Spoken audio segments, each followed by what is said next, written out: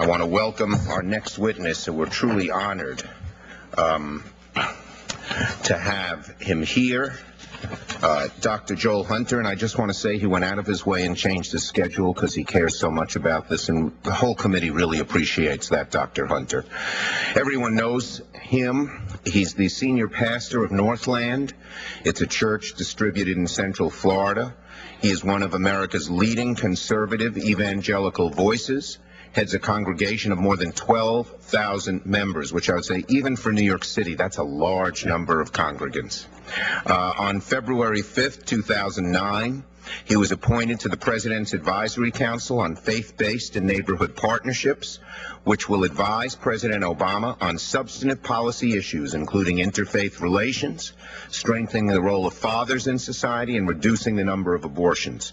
It's an honor to have you here, Dr. Hunter. Thank you for being here. Well, thank you, Chairman Schumer, and thank you for the work you did in getting me here. And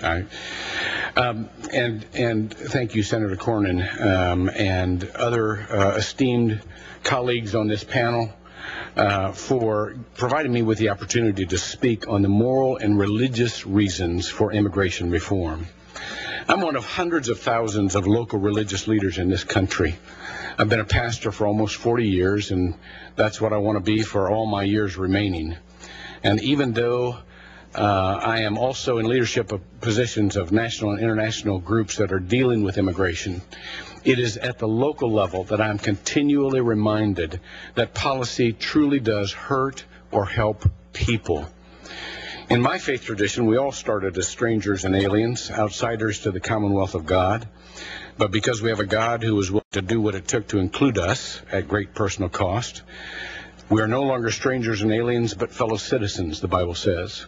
So I find it a high honor to speak to those in power as an advocate for those who have no power. In a verse that would be echoed in many religions, Proverbs 31:8 commands us to speak up for those who cannot speak for themselves. The hope of any religion is that those who have been on the wrong path can be set on the right path. The need for comprehensive immigration reform is to create a path that will help people do the right thing. A broken system produces a dysfunctional society, fractured families, and it increases the vulnerability both of the legal and illegal residents. It helps criminals who thrive in the shadows, and it harms decent people, consigning them to a life of insecurity, hiding, and minimal contribution to the general welfare. A broken system produces both broken and crooked people. A cost to our nation in terms of productivity, national unity, and national security is depressing, but it does not compare with the damage being done to individuals and families. Broken systems tempt many to predatory practices. I cannot count the stories I've heard about attorneys taking the entire life savings of undocumented workers, producing no results, and then abandoning those workers when the money was gone. Is that typical of the profession? We would not believe so. But lead me not into temptation. It is a mighty temptation to deprioritize those who are desperate and too intimidated to raise their voices to complain. And what about employers who take advantage of the powerless because there is no system of accountability? Or the bureaucrats who have no incentive to produce results or even to keep track of paperwork because who will know? Or the talk show hosts that increase their fame and fortune by picturing those without proper papers only as conniving and dangerous parasites instead of persons made in the image of God, deserving both respect and help to do the right thing. We are producing cottage industries of exploitation. We are also hearing millions of stories that are the opposite of the American dream. My friend, Reverend Silas Pintos, tells of the family in his Hispanic congregation that came from England. Both husband and wife were successful business people. They hoped that in the U.S. their children would be immersed in a better environment for family values. So they came to start an alternative energy company. After a 2-year ordeal with the immigration system and absurd legal fees, the immigration department could not even clearly explain to them why the residency application had not gone through. They returned to England emotionally and financially devastated. My friend Imam Muhammad Musri told me the wife of a 60-year-old man in his congregation was very sick. The man had papers, but when the attorney handling his case took a judgeship, the man was not told he needed to re-register. He was deported even though his wife was too sick to go with him. She was hospitalized and died without him because he could not get back into the country to be by her side. Pastor Augustine Davies is on the staff at my church. He and his wife are from Sierra Leone and have just completed the long and arduous task of becoming citizens. But they have a special relationship with many of the Africans inside and outside our congregation who are caught in the system. One of them is George. George is from Liberia, West Africa. He is married and has 4 adult children who live in poverty back in his home country. When George arrived, the INS approved the refugee for the temporary protection status. George completed a nursing program and got a job. He was turned down for TPS renewal, but now George feels the almost crushing pressure of providing for his family and other countrymen who need the money he can send to them because of his job. He stays in the shadows for now. I do not agree with what he is doing, but I know his present life is because he loves his family, not because he's out for himself. Our immigration system can also intimidate congregations as well as individuals and families. My friend Rabbi Stephen Engel told me that his congregation had sponsored a family from Argentina to come to the U.S. The INS lost paperwork many times. They made regular visits to the synagogue, suspicious that the congregation might be doing something wrong. The whole process was so stressful and unwelcoming that when Sergio died from a heart attack at the age of 43, the remaining family returned to Argentina.